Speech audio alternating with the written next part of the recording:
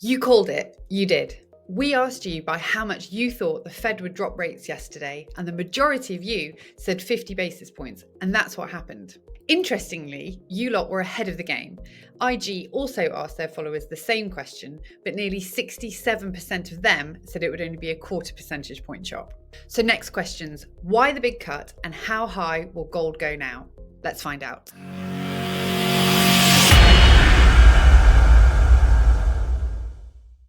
So after months of speculation, we finally have our first Fed rate cut, and we know that they've gone all in and cut rates by 50 basis points. This is, of course, the first cut in more than 4 years. Now, we all knew it was coming, but the tension, the preparations, the gossip surrounding the announcement, you would have thought Taylor Swift was about to announce she was going to run for president. The big question was, how much is the Fed going to cut by?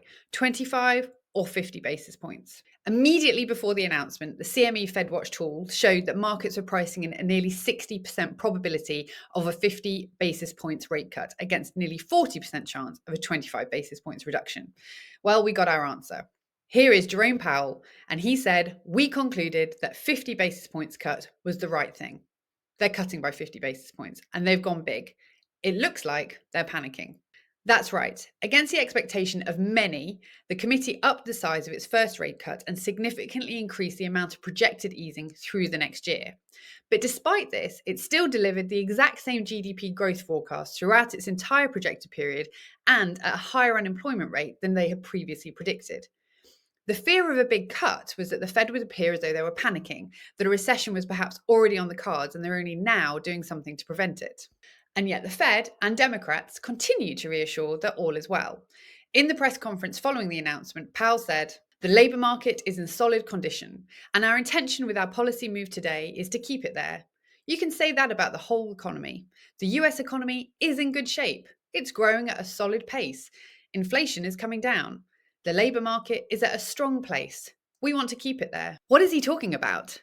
This huge cut is a crisis move if we ever did see one. Any simpleton can see that the actual rate of inflation next to real GDP and see that the US has been in a recession for a good while now. Can we all just remind ourselves, please, that just because the Fed says something doesn't mean it's fact? Remember, the Fed doesn't possess any unique forecasting abilities. It does not have a crystal ball. It really doesn't. It doesn't have any secret passcode to data that we can't see. It's just observing the same things we are. A weakening economy, and a far less optimistic employment outlook than anyone had bothered to admit. Now, July's disappointing jobs reports, which came with rising unemployment, along with this week's substantial down revision of the last year's job numbers, are pretty clear indicators that the Fed's 50% basis cut point is them only now attempting to stave off a recession. And how are they doing this? By falling back into its old ways of easing monetary policy.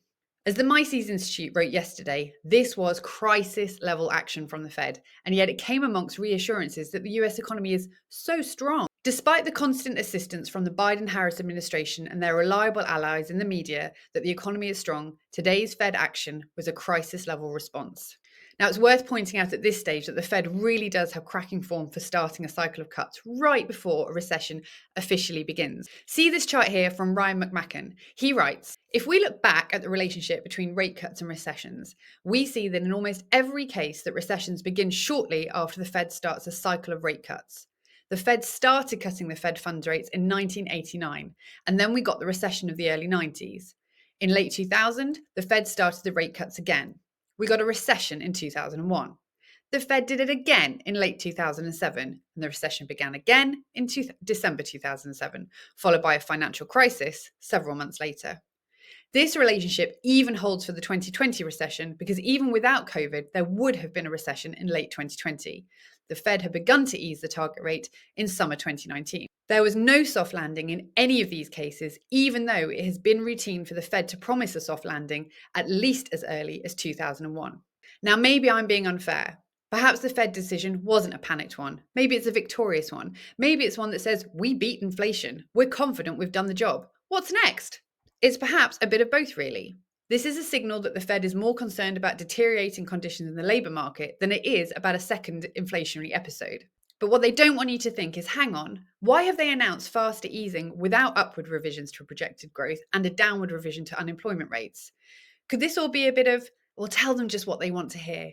Could it be just possibly all about the election and keeping everyone sweet? Perhaps, but this isn't expected to be a one off. The Fed dot plot shows that the FOMC expects to reduce interest rates 2 more times in this year alone.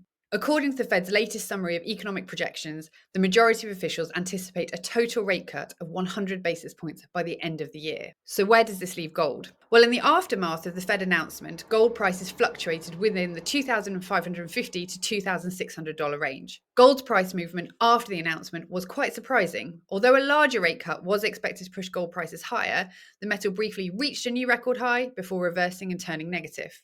Now, this might seem odd, as traditionally we might expect lower interest rates to typically enhance the appeal of non-yielding assets like gold. However, this unexpected shift suggests that there are other market forces, profit-taking, shifting investor sentiment, and this may well have influenced the price more than the rate cut alone. Having said all that, it's not as though gold plummeted, and at the time of recording, gold is back in play, rising 1% this morning. With more rate cuts ahead and more WTF events ahead, we can confidently predict that we will be seeing more record highs ahead. What about silver? Well, as was pointed out on X just yesterday, big things lie ahead. Back in 2007, a 50 basis point cut was also announced, and in the 5 months following it, silver rose 74%, climbing from $12 to $21 by February 2008. If history were to repeat itself, then we can expect to see $38 silver by Halloween and $54 silver by February 2025. UBS said in a note, "Our expectation that the silver market will remain in deficit over the coming years implies continuous declines in above-ground inventories, which should help fundamentally underpin prices as well as act as a tailwind for investor interest." So should we just say what everyone's thinking? Can we look at something else now?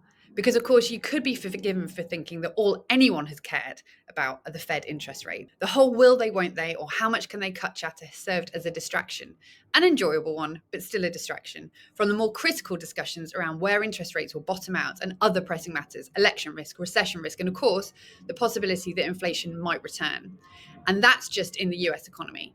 There is so much more out there that we need to consider when it comes to the gold and silver price. As we have said time and time again, gold has so much more to think about these days. And that, of course, is a reflection of those of us who are buying this stuff and all the things we have to think about.